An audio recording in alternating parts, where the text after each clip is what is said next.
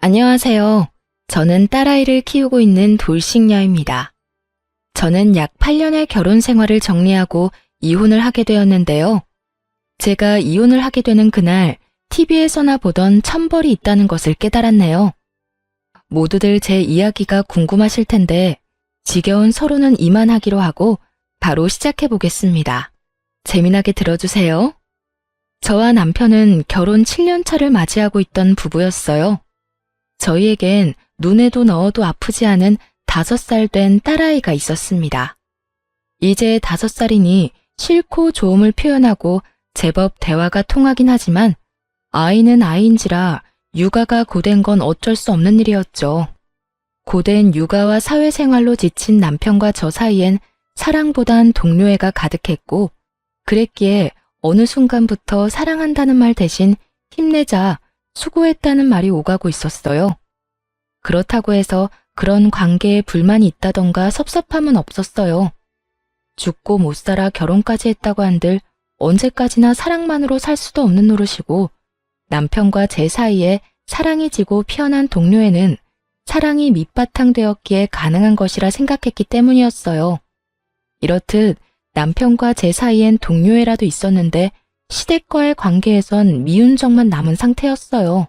아니, 미운정도 아닌 그냥 미운 상태였어요.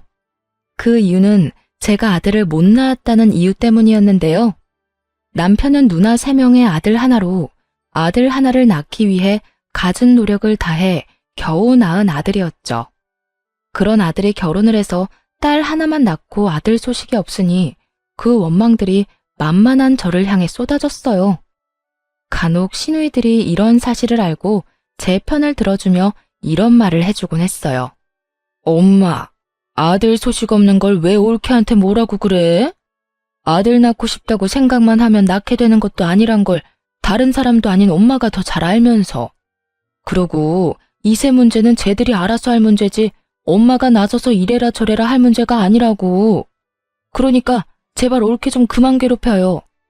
이런 말을 듣고도 시모는 무시하기 일쑤였는데 가끔 입을 연다면 이런 말을 하곤 했습니다. 줄과 외에는 조용히 해. 이건 우리 집안 문제니까 넌 네 시댁일이나 신경 쓰라고. 이렇듯 출가 외인이라 줄을 그어버리는 시모를 보며 시누이들은 혀를 내두르며 한숨을 쉬었고 저의 편을 더 들어주려고 했지만 시누이들도 시누이 가정이 있으니 단단한 방패막이 되어주기란 힘든 것이 현실이었어요. 시부는 저에게 아들 하나 못 낳은 며느리라고 제 말에는 대답도 하지 않고 무시했고 시모는 가진 말로 저에게 상처를 주곤 했습니다. 멀리 떨어져 살았던 터라 자주 오갈 수 있는 건 아니었지만 전화로 하는 시집살이 또한 만만치 않았기에 저는 정신적으로 피폐해졌어요. 시모는 적어도 일주일에 한 번은 꼭 전화가 와 저를 닥달하곤 했는데 그때마다 주제는 손자가 주를 이루었죠. 어디니? 바쁘니? 지금 회사라서요. 무슨 일 있으세요? 예, 네가 지금 회사 다닐 때니? 회사 다닐 시간에 병원이나 다녀보란 말이야. 아니면 점집이라도 가보던가. 이대로 우리 집 대 끊어놓을 생각 아니면 뭐라도 노력이라도 좀 해보란 말이다. 어머님, 제가 병원에 가고 싶다고 한들 아무 소용없는 거 아시잖아요. 그이가 하윤이 하나면 만족한다고 하는데 제가 뭘 더 어쩌겠어요. 저 혼자 병원 가서 되는 것도 아니고. 저한테 계속 이러지 말고 하윤이 아빠를 먼저 설득해 보세요. 너도 설득 못하는 걸 내가 어떻게 설득하니? 넌 네 남편 하나 못 구워 삼고 뭐하니? 내가 정말 너만 보면 답답해 죽겠다. 뭐 하나 제대로 하는 게 없어. 어머님도 설득 못한 어머님 아들 저라고 뭐 되겠어요? 어머님 아버님 마음 모르는 건 아닌데 사실 저희는 하윤이 하나로 만족해요. 요즘 같은 세상에 아들 딸이 뭐가 중요하다고 매번 이러세요. 그러지 말고 이제 포기해 주세요. 정 포기가 안 되면 어머님 아들 먼저 설득하시던가요. 이것 봐. 내가 이럴 줄 알았다니까. 네가 딸 하나 낳고 그걸로 만족한다 생각하고 있는데 아들이 생기겠어? 빌고 또 빌어도 가지기 힘든 게 아들이야. 그러니까 그런 생각은 하지도 말고 뭐든 노력해보란 말이야. 너 아들 못 낳으면 다시 네 집에 발걸음도 못하게 할 테니 그런 줄 알아. 오지 말라고 하면 누가 겁이라도 먹는 줄 알았는지 으스대며 말하는 꼴을 보니 참 코웃음이 다 나오더라고요. 그렇게 해주시면 저도 감사하죠. 어머님이 먼저 그렇게 말씀하셨어요. 아들 못 낳으면 시댁에 올 필요도 없다고. 시모의 으스대는 꼴에 마음의 소리가 나버렸고, 시모는 제가 그것만은 절대로 안 된다고 빌기라도 할 줄 알았는지 도리어 고맙다고 하는 제 말에 당황한 듯 말까지 더듬으며 되묻더라고요. 뭐야? 그렇잖아요. 아버님은 제가 무슨 말을 해도 들은 척도 안 하시고 어머님은 제가 갈 때마다 말로 상처 주는데 저라고 뭐 가고 싶어서 간 시댁이었겠어요? 도리는 다 하고자 해서 갔던 거 아닐까요? 그런데 어머님이 이렇게 친절도 하시게 오지 말라고 하시니 앞으로 아들 낳지 못하면 가지 않도록 하겠습니다. 그러면 들어가세요. 귓등으로 듣는 것도 하루 이틀이지 어느 순간부턴 저도 제 할 말은 하며 살게 되었고 시모는 그때마다 파르르 하며 화를 냈지만 그 순간뿐 다시 연락이 오곤 했어요. 하루가 멀다고 어느 날은 임신 종용, 하루는 옆집 개가 출산을 했는데 순혼만 낳았다. 이런 말을 듣고 있노라면 정말 정신병에 걸릴 것만 같더군요. 이런 모든 것들이 너무 힘들어 남편에게 하소연이라도 하고 있으면 언제나 결론은 남편이 시모에게 다시 이야기한다는 말이었어요. 여보, 오늘 또 어머님 전화 오셨어. 글쎄 오늘은 아들 못 낳을 거면 시댁에 오지도 말라고 하시더라. 그래서 안 간다고 하고 끊어버렸어. 끊고 나서도 내가 왜 이런 말을 듣고 있어야 하나 싶더라니까. 한두 번도 아니고 그냥 그러려니 해. 그렇게 매번 스트레스 받아 하면 당신만 힘들어. 정 안 되면 나한테 전화하라고 말하라고 해. 사실대로 말하면 되지. 당신은 둘째 가지려고 하는데 내가 싫어한다고. 내가 그 말을 안 했을까 봐서 다 했어. 그런데도 어머님은 오로지 나만 잡으니까 문제지. 아니 어머님도 아들 못 낳아서 그 시집살이를 당했다면서 어떻게 나한테 그렇게까지 하실 수가 있지? 아마 엄마는 본인 당한 거에 비하면 이건 아무것도 아니라고 생각하고 있을걸? 하여튼 너무 마음에 담아두지 말고 한 귀로 듣고 한 귀로 흘려. 나도 엄마한테 다시 말할 테니까. 그런데 여보, 진짜 우리 둘째 가지는 건 싫은 거야? 둘째도 딸이면 어쩔래? 나는 좋지만 당신은 더 힘들지 않겠어? 그리고 애 하나 키우는데 돈이 얼마나 드는데 쉽게 내릴 결정은 아니지. 아무리 아들 낳으면 아버지가 크게 한몫 주신다고 해도 그건 정말 아들 낳았을 때 일이고 난 지금 우리 딸만 해도 만족해. 그래, 나도 우리 딸만으로도 충분히 행복한데 워낙 스트레스 받으니까 이야기해봤어. 그래, 나도 엄마한테 다시 이야기할게. 늘 결론은 같았고 남편이 시모에게 다시 말한다고 한들 달라지는 점은 없었어요. 하지만 대화를 나누며 싸우는 것도 아니었고 그런 대화 와중에 감정이 상하는 것도 아니었기에 시댁과의 감정은 좋지 않다고 해도 남편과의 관계는 끈끈하다고 믿어 의심치 않고 있었죠. 이런 남편이 어느 순간부터 점점 변해가고 있다는 생각이 들기 시작하더군요. 당시 딸은 어린이집을 다니고 있었는데 아침엔 출근길에 제가 등원을, 오후엔 남편이 퇴근길에 하원을 해주고 있었어요. 그런데 아이를 데리러 갈 시간이 지났는데 남편이 전화도 받지 않고 오지도 않는다는 연락이 심심치 않게 오더라고요. 여보, 어디야? 아직 회사야? 지금 가고 있어. 지금? 이렇게 늦을 것 같으면 선생님한테 연락을 해줘야지. 정 안 되면 나한테라도 연락했으면 내가 일찍 마치고 갔을 거 아냐. 요즘 따라 왜 이래? 혹시 회사에 일찍 나온다고 말하기 곤란한 상황인 거야? 일 처리하다 보면 이런 일 저런 일 다 생기는 거 당신도 알잖아. 나도 시간 내에 어떻게 해서 끝내보려고 정신없이 일하다가 연락 못한 거라고. 나라고 안 하고 싶어서 안 한 게 아니란 말이야. 하여튼 앞으로는 안 될 것 같으면 미리 연락할 테니까 잔소리 좀 그만해. 잔소리하는 게 아니라 그런 상황이면 내가 하윤이 데리러 가면 되니까 미리 말해달라고 하는 거야. 사람 말을 왜 그런 식으로 예민하게 받아들이는 거야? 그렇지 않아도 정신없는데 당신까지 전화로 이러니까 그렇지. 지금 어린이집 앞이니까 끊어. 집에서 이야기하자고. 날이 선 목소리에 짜증 가득한 말투. 남편이 예민한 상태라고 생각하긴 했지만 바쁜 시즌이기도 했고 아이 때문에 다른 사람보다 일찍 퇴근해야 하니 나름대로 예민해질 수밖에 없는 사정이 있겠거니 했어요. 거기에다 저 역시 회사 일로 정신이 없어 그냥 그러려니 하고 남편의 말을 믿고 넘긴 것이었죠.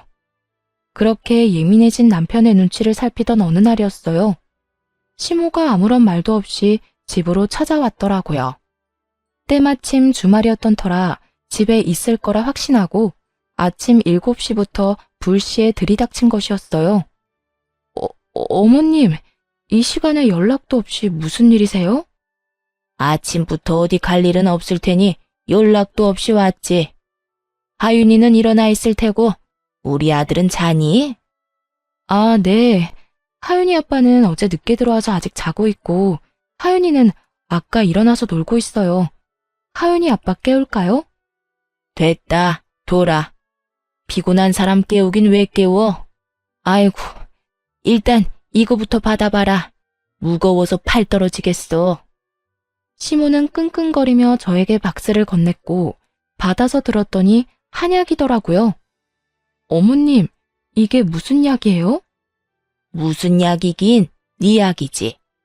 임신 잘 되는 약이야. 용하다는 데서 지어왔는데 그 약 먹고 아들 낳은 사람이 한두 사람이 아니다더라. 이거 먹기만 하면 아들은 무조건 낳는다고 하니 빼놓지 말고 먹기나 해. 내가 큰맘 먹고 큰돈 주고 사온 거니까. 세상에 그런 약이 도대체 어디 있냐고 말하고 싶은 걸 얼마나 참았나 모릅니다. 하고 싶은 말을 곧이 곧대로 다 했다간 괜한 말만 길어질 것이 뻔했기에 그냥 참기로 한 것이었죠. 시모는 한약을 제게 건네고 딸이 있는 거실로 가며 아침을 차리라고 했고 전 일단 밥부터 먹이고 보내자 싶었어요. 그렇게 주방에서 상을 차리는데 거실에서 시모의 말소리가 들린다 싶더니 딸의 우는 소리가 들려오더라고요. 네가 그냥 나올 게 아니라 뭐라도 하나 달고 나왔으면 내가 이 고생은 안 해도 될 텐데. 넌 도대체 엄마 뱃속에서 뭐 했니? 남들 다 달고 나오는 거 하나 안 달고 나오고. 어휴, 꼴 보기 싫으니까 방에 가서 놀아. 시모가 딸을 마땅치 않아 한다는 건 익히 알고 있긴 했지만 직접적으로 딸에게 저딴 말이나 한다거나 저런 행동을 한 적이 없었기에 딸만큼 저 역시 놀랐어요. 이럴 줄 알았다면 한 공간에 두 사람을 두는 일도 없었을 텐데 설마 저딴 말을 아이에게 할 거란 생각도 못했던 것이었죠. 시모는 딸에게 삿대질하며 방으로 들어가라고 고함을 지르고 있었고 딸은 시모의 모습에 놀라 울고 있더군요. 그 순간 정말 피가 거꾸로 솟는 느낌이 들어 딸아이를 안방 남편의 품에 안겨주고 거실에 나와 시모에게 소리를 질러버렸어요. 지금 뭐 하는 짓이세요? 왜 애꿎은 하윤이한테 이러세요? 내가 뭘 어떻게 했다고 그러니? 못할 말한 것도 아니고 없는 말한 것도 아닌데. 그런 말은 애한테 할 말도 아닐 뿐더러 그런 행동은 절대로 하면 안 되는 행동인 거 모르세요? 애가 얼마나 놀라고 상처받을지 그런 생각은 전혀 안 하시냐고요. 어머님한테 하윤이는 손주도 아니에요? 어쩌면 손주한테 그런 식으로 행동할 수 있냐고요. 내 아들 딸이니 손주가 맞긴 하다만 달가운 손주가 아니란 건 너도 잘 알지 않니? 내 입장에서 머리라도 한 대 콱 쥐어받고 싶은 걸 그냥 눈앞에서 사라지라고 해준 거다. 그러니까 네가 지금 나한테 화낼 게 아니라 고맙다고 해야 할 상황이다 이 말이야. 그런 말이나 하실 거면 그냥 돌아가 주세요. 뭐야? 그런 말 같지도 않은 말씀 하실 거면 그냥 돌아가시라고요. 여긴 엄연히 저희 집이고 저희 딸 공간이에요. 저희 공간에서 그런 말 하는 거 저 굉장히 불쾌하고 싫습니다. 그러니 돌아가 주세요. 이미 전 시모와 마주하기도 싫은 상태였고 그랬기에 당장 나가라는 제 말은 꽤 단호했어요. 시모도 그걸 느낀 것인지 하나마나한 아들 집 유세를 펼치며 저의 길을 누르려고 애쓰더군요. 이게 어디 시어미한테 가라 마라 명령질이야? 너희 공간? 웃기고 있네. 여긴 엄연히 내 아들 집, 내 아들이 사는 공간인데 왜 내가 나가야 해? 난 못 나간다. 절대 못 나가. 시모는 어깃장을 놓으며 고함을 지르고 있었고 그런 심호의 고함에 남편이 방에서 나오더라고요. 이미 잠에서 깨 울던 딸을 달래주느라 한껏 지친 모습으로 말이죠. 도대체 이 아침부터 이게 무슨 일이야? 엄마는 이 아침에 여긴 왜 왔어? 당신은 왜 아침부터 그렇게 화를 내는 거고? 당신, 엄마가 우리 딸한테 뱃속에서 남들 다 달고 나오는 거 하나 못 달고 나왔다고 구박하는 것도 모자라 애한테 꼴 보기 싫다고 방에 들어가라고 화까지 내셨어. 그 덕에 우리 하윤이는 지은 죄도 없이 혼나서 울고 난 다른 건 다 참아도 우리 하윤이한테까지 이러는 건 못 참아. 그러니까 당신이 지금 빨리 어머님 모시고 나가. 당장. 너 지금 이 시어미를 내쫓기라도 하겠다는 게야? 네. 저는 제 자식한테 함부로 대하는 사람을 저희 집에 두고 볼 수만은 없네요. 그게 어머님이라 할지라도 말이에요. 저의 흥분은 결혼 생활 이래 최고조에 달해 있었고 남편은 그런 제 모습에 한숨을 내쉬더니 노발대발 중인 시모를 잡아 끌고 집을 나가버리더라고요. 남편이 시모를 데리고 나가버린 후 아무래도 남편이 돌아오면 말싸움을 할 것만 같았어요. 그렇지 않아도 많이 놀랐을 딸아이에게 그런 모습까지 보여주고 싶지 않았어요. 그래서 딸아이를 친정에 맡기고 돌아와 남편을 기다렸어요. 이참에 확실하게 마무리 지어야 한다는 생각이 강하게 들더군요. 그렇게 제가 마음을 다잡는 사이 남편이 집으로 돌아왔고 대화를 시작했어요. 여보, 앞으로 한동안 당신 집이랑 멀리하고 지내고 싶어. 다신 이런 상황 우리 딸이 겪게 하고 싶지 않아. 오늘 일은 엄마가 심했단 거 나도 인정해. 그런데 아무리 그렇다고 해도 그건 아니지. 당신이 우리 집 하나뿐인 며느리인데 말이 좋아야 한동안이지. 그 말은 그냥 연을 끊겠다는 말하고 같은 말이잖아. 그건 앞으로 어머님, 아버님 행동에 따라 달라지겠지. 지금처럼 계속 나랑 내 딸 무시하고 구박하면 연이 끊길 테고 그렇지 않고 있는 그대로의 우리를 받아들여준다면 다시 왕래하고 지내지 않겠어? 나도 무조건 연을 끊겠다는 말이 아니야. 단지 이런 식은 아니라는 거야. 어린애가 뭘 안다고 애한테 그런 말을 하냐 이거야. 심지어 어머님은 그런 행동을 해놓고도 본인이 잘못했다는 인지조차 없으셔. 그런 사람을 내 딸 곁에 계속 방치하겠다고? 난 절대 싫어. 방치하겠단 말이 아니잖아. 피할 게 아니라 부딪히면서 설득하자는 말이야. 이런 일 있었다고 연을 딱 끊어버리면 부모님이 우릴 뭐라고 생각하겠어? 미워하기만 하다가 결국 그렇지 않아도 미워하는 우리 딸을 더 미워하시겠지. 당신은 그런 걸 바라는 거야? 애초에 그게 잘못된 거야. 어떻게 본인들 손주를 그렇게 미워할 수가 있는 거냐고. 아들이 아니라 딸이라서? 그런 이유로 미워하는 티를 애한테 팍팍 내는데 그런 게 잘못됐다는 거 당신은 정말 몰라서 그래? 우리가 부모니까 우리가 딸을 보호해야 하는 게 맞는 거 아니야? 하여튼 나하고 하윤이는 한동안 시댁엔 안 갈 거니까 그런 줄 알고 어머님께도 우리 집에 오지 말라고 해줘. 당신이 전하지 않으면 내가 직접 말할 테니까 그런 줄 알고. 전 이때도 그렇고 지금도 그렇고 제가 틀린 말 했다고 생각하지 않습니다. 시모의 행동은 선을 넘었고 상식을 벗어난 수준이었어요. 시부모님 입장에서 손이 귀한 집에 손주 한번 안아보지 못해 섭섭하고 안달이 난 마음을 이해하지 못하는 것은 아니었어요. 하지만 본인 아들이 그렇게 둘째는 싫다고 하는 가운데 그 비난의 화살을 저와 제 딸에게 쏘아버리는 건 저로서는 절대 용납할 수도 용납해서도 안 되는 일이라 생각했습니다. 그래서 전 남편에게 제 뜻을 굽히지 않고 말하게 되었고 남편은 그저 시댁의 입장에서만 생각한다 싶더니 결국 저의 성격을 트집잡아 화를 내기 시작하더라고요. 당신 진짜 이런 사람이었어? 무슨 여자 성격이 이렇게 대쪽 같아? 좀 아닌 것 같아도 상황에 따라서 좀 굽힐 줄도 알아야지. 하나부터 열까지 무조건 당신 말대로 당신 뜻대로 다 해야 그 직성이 풀리는 거야? 이런 상황이니까 굽히지 않는 거야. 내가 지난 결혼 생활 동안 이렇게까지 싫다고 한 적이 있었어? 누구보다 잘 아는 사람이 왜 그런 식으로 말해? 아, 됐어. 당신한테 진짜 실망이 크다. 난 당신이 이런 여자인 줄 꿈에도 몰랐다. 당신이 뭐라고 하든 난 우리 집에 갈 거니까 당신은 당신이 하고 싶은 대로 해. 더는 이 이야기 하지도 말자. 진짜 질리니까. 치열한 말다툼 끝에 남편은 마음대로 하라고 아주 큰 소리를 지르며 방으로 들어가 버렸고, 그렇게 저희의 각방살이가 시작되었어요. 다음날 딸을 데리러 친정에 갔더니 엄마가 굳은 표정으로 절 조용히 부르더라고요. 딸, 너 이것 좀 봐라. 굳은 표정으로 엄마가 저에게 건네준 것은 다름 아닌 딸이 그린 그림이었어요.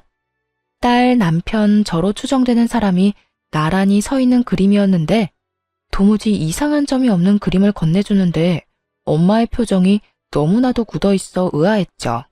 이게 왜? 무슨 문제 있어? 나도 아무 문제가 없는 줄 알았는데 하윤이가 이 그림을 그렸길래 내가 누구냐고 물어봤는데 글쎄 이 여자가 네가 아니라 언니라고 하더라. 내가 몇 번이나 물었는데 계속 언니라고 그랬어. 아빠 친구 언니라고. 이게 무슨 일이니? 뭐? 확실해? 엄마가 아니라 언니래? 그래. 몇 번이나 물어서 애가 짜증을 다 내더라니까. 너 정서방이랑 무슨 일 있니? 이거 엄마가 보기엔 보통 일 아닌 것 같아. 엄마의 말대로 보통 일은 아닌 것 같았어요. 물론 아이의 말을 100% 신뢰할 수 있는 건 아니었지만 같은 말을 반복해서 한다는 건 그만한 이유가 있기 때문이었죠. 결국 전 남편을 믿기 위해 남편에게 사람을 붙이게 되었습니다. 이렇게 오해만 쌓여나가다간 우리 부부 사이에 모르긴 몰라도 큰일이 벌어질 것이 뻔했기 때문이었죠. 흥신소의 연락을 기다리면서도 얼마나 바라고 또 바랐는지 모릅니다. 제발 딸의 착각이기를, 제발 제 결혼 생활의 종지부를 이런 식으로 찍게 하지 말아달라고 말이죠. 하지만 저의 이런 바람과는 달리 흥신소에서 전해온 소식은 제 결혼 생활의 끝을 알리고 있었고 제가 모르고 있던 현실은 정말 충격 그 자체였습니다. 안녕하세요, 사모님. 조사해본 결과 남편분은 외도를 저지르고 있는 것이 맞았습니다. 상대는 남편분이 다니고 있는 회사 근처 카페에서 일하는 알바생으로 나이는 25살이더라고요. 접근은 먼저 남편분이 했고요. 상간녀 역시 남편분이 유부남인 거 다 알고 있더라고요. 25살 어린 나이에 남편분을 정말 사랑해서 만나는 것 같지는 않고 아마 남편분이 어느 정도 가진 것이 있다는 사실을 알고 관계를 유지하고 있는 듯 했어요. 상간녀 집안은 더 조사해봐야 알겠지만 그렇게 부유한 집안은 아닌 듯 하고요. 일단 여기까지고요. 더 알아내는 대로 연락드리겠습니다. 우연찮게도 상간녀의 나이는 25살이라고 하더라고요. 남편을 처음 만났을 때 제 나이가 25살이었는데 참 많은 생각이 오가더군요. 들어보니 남편이 이때껏 딸 어린이집에 갑자기 늦기 시작한 건 전부 상간녀 때문이었는데 상간녀의 아르바이트가 끝나고 상간녀와 함께 딸을 데리고 간 것이었어요. 상간녀의 아르바이트 시간을 비교해보니 계산이 되더군요. 딸과 함께 남편과 상간녀가 찍힌 사진을 보는데 정말 치가 떨렸어요. 외도를 저지른 것도 치가 떨리는데 그 더러운 현장에 딸도 함께 데리고 있었다는 사실이 저를 더욱 화나게 했어요. 그 모진 순간들에도 저는 남편을 정말 믿었는데 그랬기에 지금까지 버틸 수 있었던 것이었는데 처음 안 순간부터 해서 지금까지 함께한 세월이 얼만데 어떻게 그런 우리의 시간을 이런 식으로 마무리하게 만드나 싶더군요. 남편에 대한 배신감은 생각보다도 컸고 외도 사진들을 보며 얼마나 울고 또 울었나 몰라요. 연애 시절 저를 향하던 남편의 미소를 사진에서 보는 순간 전 아이를 위해서라도 이혼을 해야만 한다는 생각이 들더군요. 더는 남편에겐 저와 딸이 있는 가정은 필요 없어 보였으니까요. 그렇게 전 친정 부모님께 모든 사실을 털어놓고 딸을 부탁드리고 이혼 준비를 시작했어요. 증거가 명확한 덕분에 이혼 준비는 수월하게 진행되었고 마무리가 될 무렵 상간녀를 찾아갔습니다. 어떤 여자인지 직접 보고 싶었거든요. 상간녀가 일하는 가게에 들어서는 순간 저를 알아본 상간녀의 표정이 순식간에 굳더군요. 저는 주문도 하지 않은 채 테이블로 가서 앉았고 그런 제 테이블로 상간녀가 물을 가지고 와 맞은편에 앉더라고요. 무릎을 꿇고 비는 건 아니더라도 최소한 죄 지은 얼굴이라도 할 줄 알았는데 예상과는 달리 상간녀는 당당하게 저에게 이런 말을 했어요. 남의 직장까지 왜 찾으러 온 거예요? 저한테 무슨 할 말이 있다고. 정말 뻔뻔하기가 하늘을 찌르지 않나요? 상간녀는 귀찮아 죽겠다는 표정으로 저에게 이런 말을 했고 전 그런 상간녀를 쏘아보며 이렇게 말해주었어요. 몰라서 물어? 도대체 얼마나 뻔뻔한 인간이길래 유부남이나 만나고 돌아다니나 싶어 그 면상이나 보러 왔는데 생각보다 더 뻔뻔하네. 나 방금 깜짝 놀랐잖아. 너무 당당해서 내가 상간녀라도 된 줄 알았어. 제가 당당하지 못할 이유가 없잖아요. 말이야 바른말이라고 남편 관리 못한 사람이 잘못이지 제가 무슨 잘못이 있겠어요? 전 그저 제가 좋아 죽겠다는 오빠 마음 받아준 거밖에 없다고요. 아, 그러니까 넌 유부남이든 말든 널 좋아 죽겠다고 하니 불륜을 저지른 것뿐이라는 거네? 사랑은 죄가 아니다. 이런 말을 하고 싶은 거네? 그렇죠. 오빠가 그러는데 어머님이랑 아버님이 손주 기다린다고 하더라고요. 만약 제가 아들 하나 낳아주기만 하면 그쪽 같은 여자랑은 당장 이혼한다고 하기도 했고요. 나이도 어리겠다, 자궁도 건강하겠다. 낳다 보면 그깟 아들 하나쯤은 시간 문제 아니겠어요? 그러니까 험한 꼴 당하기 전에 스스로 물러나요. 같은 여자로서 걱정되어서 하는 말이에요. 걱정? 참 감동적이네. 가정 있는 남자 만나느라 그렇지 않아도 바쁠 텐데 내 걱정까지 해주고 말이야. 그런데 어떡하지? 난 네 걱정 따위는 필요 없는데. 내 앞에서 자존심 세워봤자 소용없어요. 그렇게 아득바득 노력해봤자 어차피 그쪽은 나한테 남편 뺏긴 불쌍한 여자일 뿐이니까요. 그러니 내가 한 말 너무 고깝게 듣지 말고 새겨들어요. 아, 그리고 내가 그쪽한테 위자료 많이 챙겨주라고 우리 오빠한테 잘 말해둘 테니 애 키울 돈 걱정은 하지 말아요. 나 그렇게까지 못된 사람은 아니거든요. 찾아올 때만 해도 조용히 있다가 가려고 했는데 상간녀 하는 꼴을 보니 그냥 가선 안 될 일이더군요. 남의 가정을 파탄으로 몰고 간 주제에 당당해도 너무 당당한 꼴을 짓밟아줄 필요가 있다고 생각했어요. 그래서 전 그대로 자리에서 일어서 상간녀의 뺨을 내리쳐버렸어요. 양쪽 뺨 다 말이죠. 갑자기 일어난 상황에 가게 안 모든 시선은 저희에게로 향했고 전 상간녀를 향해 이렇게 말해주었어요. 뭘 그렇게 봐. 네가 내 남편을 빼앗아 갔는데 이 정도는 해야 내 속이 풀리지 않겠니? 위자료? 잘 말해주면 좋지 나도. 그런데 내 위자료는 내가 알아서 잘 받아낼 수 있으니까 걱정하지 마. 참고로 너한테도 받아낼 생각이니까. 너도 돈 준비하는 게 좋을 거야. 금액이 네 생각보단 꽤 클 거야. 그러니까 넌 돈 준비나 똑바로 하고 아들 낳을 준비나 해. 너도 나처럼 아들 못 낳으면 네 오빠가 또 바람 피울지 누가 알겠니? 그럼 나는 이만 가볼 테니까 그딴 쓰레기 같은 집안에서 다 같이 한번 잘 썩어봐. 상간녀는 저를 노려보며 부들부들 떨고 있었고 전 그런 상간녀를 뒤로 한 채 집으로 돌아왔습니다. 소파에 앉아 얼얼한 손을 식히고 있는데 화가 난 남편이 집으로 들어와 저에게 따져묻기 시작하더군요. 야, 너 꼭 거기까지 찾아갔어야 했어? 너랑 내 문제인데 왜 M&A를 찾아가서 그 곤욕을 겪게 만들어? 그 순간에도 남편은 제가 외도 사실을 안 것 자체에는 관심조차 없었고 그저 상간녀가 겪게 된 상황만 불만이 가득해 보이더라고요. 정말 오만정이 다 떨어진다고 그러죠? 저는 남은 정이 없다고 생각했는데 그렇지 않았는지 노발대발 남편을 보고 있는데 정이 뚝뚝 떨어지는 느낌이 들었어요. 이게 어떻게 너랑 내 문제만 돼? 그리고 곤욕? 나는 내 남편과 내 딸의 아빠를 잃게 생겼어. 그런데 그까짓 일이 곤욕이래? 그래, 네가 오늘 찾아가서 그 난리를 피워준 덕분에 유진이 일자리도 잘리고 얼굴까지 못 쓰게 됐더라. 네가 때렸다며?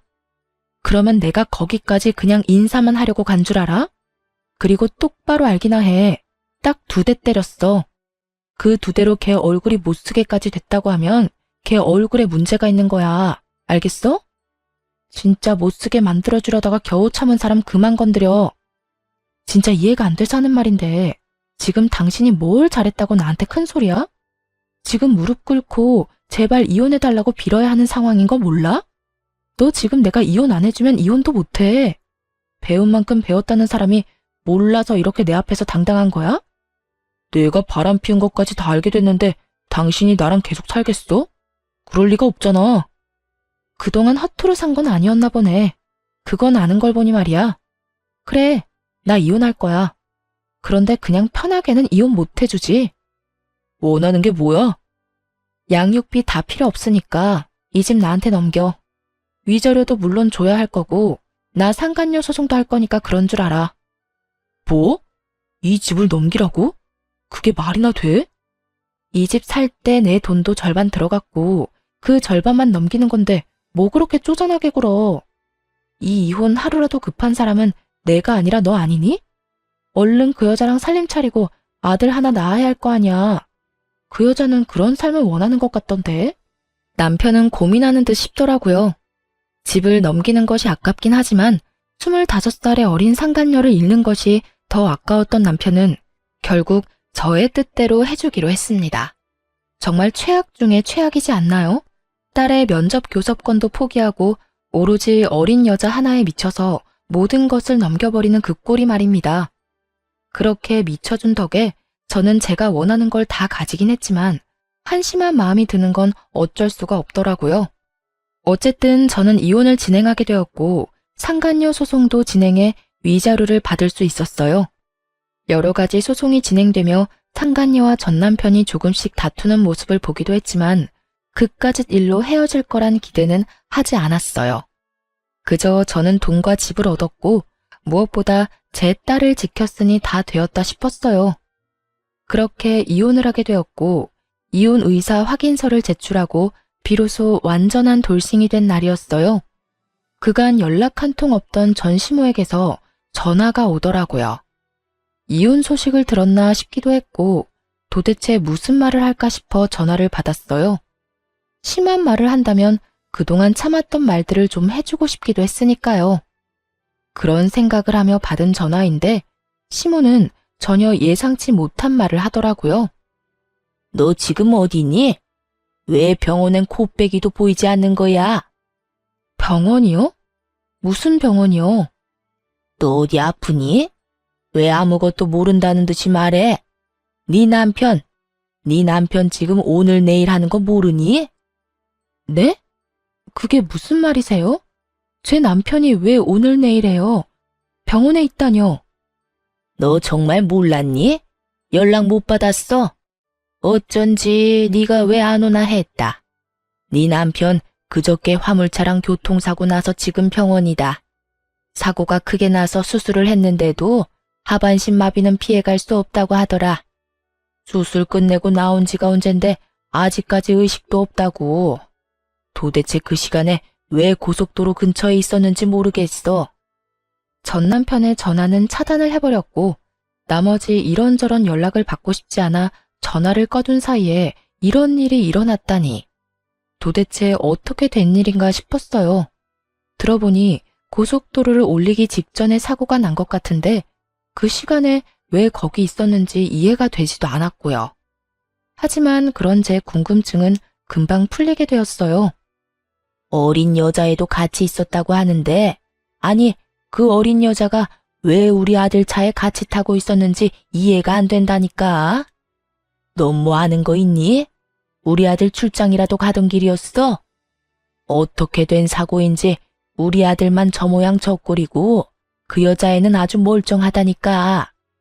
겉모습은 타박상밖에 없는데 뇌를 다친 건지 입은 꼭 다물고 있어서 내가 답답해 죽겠다. 너 언제 병원 올 거니? 지금 당장 올 거지? 오는 김에 하윤이도 좀 데리고 오려무나. 혹시 아니? 딸 목소리라도 들으면 정신이 돌아올지. 그래요. 전 남편은 저와의 이혼을 기념하기 위해 상간녀와 여행을 떠나던 도중 사고가 난 것이었어요. 생각보다 크게 난 사고에 남편은 하반신 마비가 되어버렸고 상간녀는 크게 다치지 않아 의식이 돌아오긴 했지만 신분 상승의 꿈을 눈앞에 두고 무산되어 버리자 그 충격에 입을 다물고 있었던 것이었어요. 전 아무것도 모르고 딸아이까지 들먹이며 당장 병원으로 오라는 시모에게 모든 사실을 알려주기로 했어요. 어머님, 아니, 아줌마, 저 이제 아줌마 며느리 아니에요. 무엇이 어쩌고 저쩌고 해? 아줌마? 며느리가 아니야? 네, 저 오늘부로 이혼 확정나서 서류도 다 정리됐고요. 이제부터 아줌마 며느리는 제가 아니라 거기 입 꼭 다물고 있는 그 어린 여자애가 아줌마 며느리예요. 말이 되는 소리를 해라. 저 젊은 여자애가 왜 내 며느리야? 너 지금 어디 아프니? 그렇지 않고서야 그런 말도 안 되는 소리를 해. 아줌마 능력 좋은 아들이 글쎄 25살짜리 여자랑 산다고 가정을 버렸지 뭐예요? 그러니 제가 아니라 그 망연자실에서 아무 말도 안 하고 있는 그 여자애가 아줌마 며느리 아니겠어요? 이제 전 엄연한 남이니까 남한테 전화해서 엄한 소리 하지 말고 예비 며느리한테나 가보세요. 저는 전화를 끊어버렸고 바로 전화기를 다시 꺼버렸어요. 이렇게 좋은 날 더는 방해받고 싶지 않았으니까요. 그렇게 집으로 돌아와 생각을 정리하는데 아무리 생각해도 하늘이 저를 대신해 전 남편에게 복수를 해줬다는 생각이 들더라고요. 그렇지 않고서야 하필 이런 타이밍에 이런 소식을 들을 순 없었을 테니까요. 이런저런 생각으로 만감이 교차하던 그때 전시모가 득달같이 집으로 찾아왔더라고요. 잔뜩 화가 난 채로 저를 남편 버린 여자로 몰아세우기 시작하는데 막장 드라마 작가가 따로 없더군요. 너, 네 남편 불구됐다고 이렇게 버리는 거 아니다. 너 그런 식으로 살면 하늘에서 가만둘지 아니? 모르긴 몰라도 너도 살아가는 내내 순탄하지 않을 게야. 이 나쁜 것, 어떻게 그런 말도 안 되는 거짓말을 하는 것도 모자라 남편은 다 죽어가는데 자기 혼자 이러고 쉬고 있어? 아줌마, 이거 잘 보세요. 내 말이 거짓말인가 아닌가. 두 눈으로 똑똑히 보고 그딴 말도 안 되는 말 계속 하라고요. 저는 혼자 소설을 써대고 있는 전시모에게 외도 증거들을 보여주었습니다. 한참을 놀란 눈을 하고 증거들을 보던 전시모는 전 남편이 딸까지 데리고 상간녀를 만난 모습에 많이 놀란 듯 억소리까지 내더군요. 그랬겠죠. 전 남편이 딸이라면 죽고 못 사는 모습이 기억날 텐데 지금 본인의 손에 들린 사진은 다른 진실을 말해주고 있었으니까요. 이제 알겠죠? 제가 먼저 배신한 게 아니에요. 아줌마 아들이 먼저 외도를 저질렀고 그것도 모자라 그 여자 때문에 가정까지 버렸다고요. 그렇게 예뻐하던 딸 양육권까지 포기하고 가버린 건 다름 아닌 아줌마 아들이라고요. 아무리 그래도 너희가 함께한 세월이 얼만데 병원 정도는 가줄 수 있지 않니? 내가 이 나이에 그 뒷바라지를 어떻게 한단 말이니? 그러지 말고 한동안 병원 좀 가서 네가 우리 아들 병시중 좀 들어다오. 사람을 구하긴 했어도 믿을 수가 없어. 그러니까 네가 좀 가서 도우라니 말이야. 아줌마 아들이 누굴 닮아서 그렇게 뻔뻔하나 싶었더니 다 아줌마 닮아서 그리 뻔뻔했나 봐요. 뭐야? 아니 사람이 뻔뻔해도 정도가 있지. 어떻게 다른 이유도 아니고 남편이 바람 피워서 헤어졌는데 그런 전 남편 병시종을 들라고 할 수가 있어요? 진짜 궁금해서 묻는 말인데 아줌마 얼굴은 철판이라도 까졌어요? 그렇지 않고서야 이렇게까지 뻔뻔할 수는 없을 것 같아서요. 저는 제가 느끼는 감정과 더불어 머릿속에 있는 말들을 그대로 전시모에게 전해주었고 그런 제 말에 화가 머리끝까지 난 전시모는 제 머리채라도 잡을 요량으로 저에게 달려들더군요. 전 그대로 전시모의 손과 몸을 제압해버렸고 그대로 문 밖으로 던져버렸어요. 그리곤 예전 전시모가 사주었던 한약을 바닥에 고꾸라진 전시모에게 다 던져버리곤 이렇게 말했습니다. 워낙 귀한 거라고 하니 한 첩도 안 먹었어요. 이 귀한 거 버리기엔 아깝고 저는 이제 필요도 없으니 젊은 예비 며느리 가져다 주세요. 평생의 소원이었던 손자는 품에 안아봐야 하지 않겠어요? 아들 몸이 그 모양 그 꼴이라 가능할지는 몰라도 그 여자가 아들 하나는 무조건 낳아준다고 했으니 얼른 가서 잘 구슬려 보세요. 네가 감히 나를 이딴 식으로 대해? 이딴 식으로 대해준 것만 해도 고맙다고 생각하세요. 생각 같아선 없던 죄도 만들어서 경찰에 신고하고 싶은 심정이니까. 감히 여기가 어디라고 찾아와서 이 난리예요? 여기가 어디긴? 여기 내 아들 집이지. 그래, 여기 내 아들 집인 거 잊었니? 너희가 아무리 반반 결혼했더라도 여긴 내 아들 명의로 된 내 아들 집이야. 아참, 그 말 한다는 걸 깜빡했네요. 이 집 애초에 아줌마 아들 명의였던 적 없어요. 아줌마가 하도 우겨대니까 그냥 아줌마 아들 명의로 한다고 하고 공동 명의로 해놨었어요. 그리고 이혼할 때 제 명의로 다 옮겨왔고요. 그러니까 이게 무슨 말이냐면 이 집은 아줌마 아들과는 아무 상관도 없는 제 명의, 제 집이란 뜻이에요.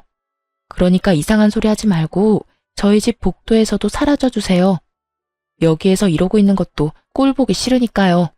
저는 그대로 문을 닫아버렸고 한동안 밖은 전 시모의 난동으로 인해 시끄럽더라고요. 하지만 그것도 잠시 신고정신 투철한 주민 여러분 덕분에 전 시모는 쫓겨나듯 아파트를 떠나게 되었어요. 그 후 들려오는 소식엔 저에게 위자료를 주느라 빚을 낸 상간녀는 하는 수 없이 하반신 불구가 된 전 남편과 함께 전시댁으로 들어갔다고 하더군요. 하지만 전 시모와 전 시부는 큰맘 먹고 들어간 상간녀를 아들 불구로 만든 재수없는 년이라고 하며 쉼없이 상간녀를 괴롭혔고 상간녀의 방패막이 되어야 할 전 남편은 폐인이 되어 그 모든 것을 방치했다고 하더군요. 결국 견딜 수 없었던 상간녀는 야반 도주를 해버렸는지 그들의 부모는 완전 폐인이 되어버린 아들을 안고 오늘 내일하며 살고 있다는 이야기를 들을 수 있었습니다. 이 모든 이야기를 어떻게 알았냐고요? 상간녀가 전 시댁을 떠나던 날 밤 저에게 전화가 왔더라고요. 전 남편의 휴대전화에서 제 번호를 찾았다면서요. 번호를 알면 전화해도 되는 사이라고 생각했니? 어떻게 넌 끝까지 이렇게 뻔뻔하니? 내가 오죽했으면 이렇게 전화까지 했겠어요. 아줌마는 나한테 다 이야기해줄 수 있었잖아요. 오빠 식구들이 저런 인간 같지도 않은 인간이라는 거 말해줄 수도 있었잖아요. 그때 그 한마디만 해줬더라도 내 꼴이 이렇게까지 우스워지진 않았을 거라고요. 내가 뭘 잘못했다고 사람을 쥐잡듯이 잡아요?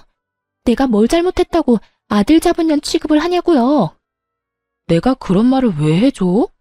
네 말대로 남편 관수도 못해서 딴 년한테 남편 뺏긴 여자가 너한테 그런 충고할 자격이나 있었겠어? 그리고 네 인생 네가 꼬아놓고 왜 엄한 사람 탓을 해? 정신 차려 이 한심한 거사. 어린 나이 하나 믿고 남자 홀릴 땐 언제고 이제 와서 뭐가 어쩌고 저쩌고 해? 왜 말을 안 해줬냐고? 아직 험한 꼴 덜 당했지. 인생 더 나락으로 가게 한번 만들어줘봐. 네가 어디 있는지 어디서 뭘 하는데 어떻게 해서든 알아내서 실시간으로 네 시엄마한테 다 알려줘봐. 이 여자가 진짜 미쳤나? 그러기만 해요, 어디? 내가 진짜 가만 안 있어. 그러니까 피차 귀찮은 일 만들지 말고 연락 좀 하지 마. 알겠어? 그 후론 정신 나간 상간녀에게 연락이 오는 일은 없었고 그 대신 예전 시부모가 집으로 찾아오더군요. 전 문도 열어주지 않았고 그 후 집을 이사해버렸어요. 집을 옮기는 김에 친정도 이사하게 되었고 큰 집을 사 함께 지내고 있습니다. 어느새 초등학생이 된 딸은 마음이 아프지만 다행스럽게도 아빠를 찾는 일은 거의 없어요. 크면서 아빠를 찾는 일이 생길 수도 있겠지만 제가 많은 사랑을 주며 키운다면 딸도 모든 사실을 잘 이해하고 넘길 수 있을 거라 생각하고 있어요. 처음 전 남편의 외도 사실을 알았을 때 이혼을 다짐하면서도 딸 때문에 고민하지 않았던 건 아니었어요. 이혼녀 딱지는 괜찮지만 이혼녀의 자식이라는 딱지는 딸에게 지게 하고 싶지 않았기 때문이었죠. 하지만 그런 걱정과 그런 우려가 무색하게도 딸은 밝고 건강하게 자라고 있고 이혼에 대해서도 천천히 조금씩 잘 받아들이는 것 같아 여러모로 다행스러운 요즘이네요. 앞으로도 딸에게 더 많은 사랑을 주고 더 많은 시간을 함께 보낸다면 조금이라도 아빠에 대한 부재를 메워줄 수 있지 않을까 합니다. 이로써 저의 사연도 끝이 났습니다. 함께 해주신 모든 분 감사합니다. 다들 건강하세요.